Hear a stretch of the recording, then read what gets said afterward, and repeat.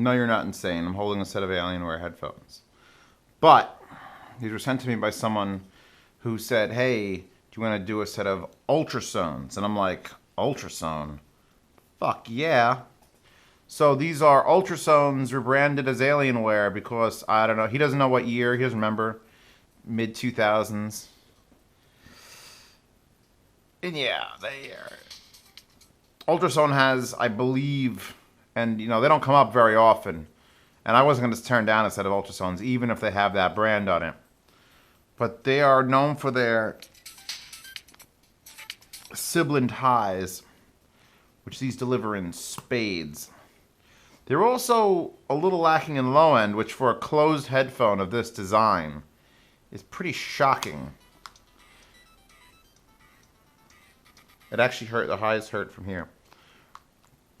So I got them. He said, I got UltraSones. I said, send them to me. He said, shipped. I said, delivered. Then he said, what do you think? And I'm like, meh. Meh is the word. I've heard so many closed, here's the thing. I haven't heard so many closed headphones. Not until that big portable free-for-all with the PSBs and the Audio-Technicas and the Oppos and the NADs. So these come to me and they feel 10 years old. They don't look 10 years old. They look great shape. But they feel like they were designed over a decade ago, like 2001. This would have been like the coolest design. And it's basically got an Audio-Technica Tascam folding hinge and the cups rotate. Yeah, fixed wire, because who needs anything other than that? And it's a mildly long fixed wire, just mildly. They're not hard to drive. And he uses them for mixing and mastering. And I'm going to recommend he at least get another pair of headphones to try and mix and master on, because when you pop out a recording after monitoring on these, the lows will be way too loud and the highs will be way too low. They're not what I consider linear, even a little bit. Soundstage is not there either. These are just sort of like, I'm going to assume they were bottom of the line UltraSones. There's no way Alienware was throwing big money at that name and getting anything even close to mid-range. Let me remind myself.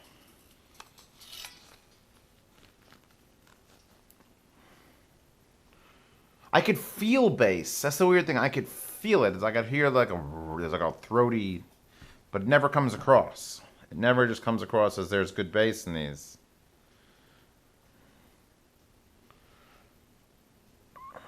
And I'm listening to a Deadmau5 playlist.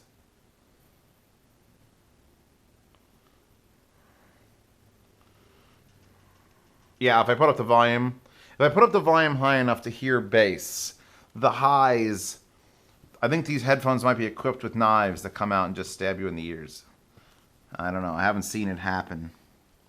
But there's always that possibility. Actually, there's a really interesting grid pattern behind these. Is that... I'm tempted. You know what? Wow. Look at that dense... Holy shit. Alright, let me explain what I'm seeing, because I wasn't going to rip these apart. There is that much of the driver showing. Not half of this. It's like an eclipsed moon here. It's like a Pac-Man of completely closed holes here. And just this section that I just covered with my thumb, there's no driver showing now.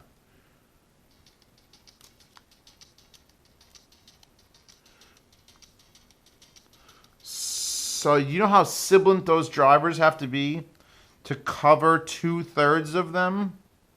Maybe not 2/3, because it is sort of like I can see the center there, and it's there. First of all, it's a tiny driver. That driver's only that big. That's like a 35 millimeter, maybe a 40. Maybe if you push it to 40. Wow. Because usually when a headphone is sibilant, what you do is you get a piece of paper or something, and you cover just like the middle of it. You put like a 1.5 centimeter square right over the middle of the driver, and that'll calm it down. This is covering a good fucking section of that driver, a lot of it. And it's still as trebly as I hear. And even with these ports here, which are all the rear side of this that are just, I get, actually, would that even, I'd have to really just cut this apart to really find out.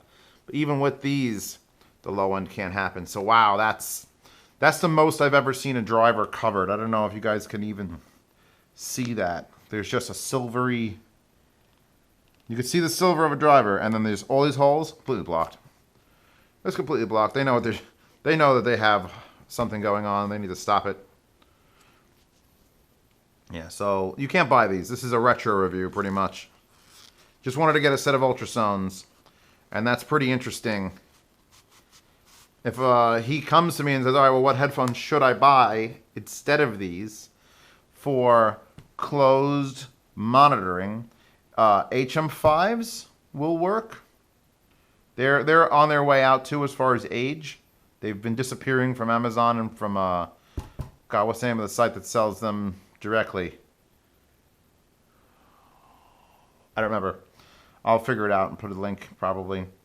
But yeah, for closed monitoring, NVXs, I've done an NVX HM5 comparison, and the NVXs have something up with like the high mid-range that only occurs when you switch back and forth real fast. You see, oh wait, these, the HM5s are a little bit warmer. They sound a little bit better consistently. Bear Dynamics. See, Bear Dynamics, the 770s are just great highs, extremely great low end, and then the mid-range sort of took a vacation. I refuse to say the M50 word because personal vendetta, and I haven't actually heard the X's to know if they've fixed any of that. But many people have told me it's pretty much just the same thing with a removable wire. So yeah, really mastering closed headphones. The 380 Pros, I guess I would consider. Now that I've heard a good pair, I'm gonna have to really go into a. You know what? Even the Audio-Technica MSR 7s, which are expensive. Like if you're looking for a $150 pair of monitoring headphones, I'm lost. Maybe the Sound Magic HP150s were very good. I'm not sure if they're linear enough. It's a tough nut. Closed headphones have not gotten a lot of love from any company. The 4 Horsemen video where I did the 4 portables, those are great, but they're not mastering headphones. None of them is mastering headphones have taken like a super duper back seat. I may have to do an entire like research and video for different mastering headphones.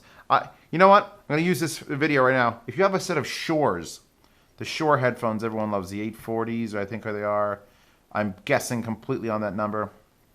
But if you have a closed set of Shores, the ones that everyone seems to agree are the best sounding of the closed monitoring, hook me up, bro. What up, Dat? Where you at? Hook me up with that for like a week. I'd love to hear a set of those. So yeah, I mean, if you happen to be going through like a yard sale at some point in the future,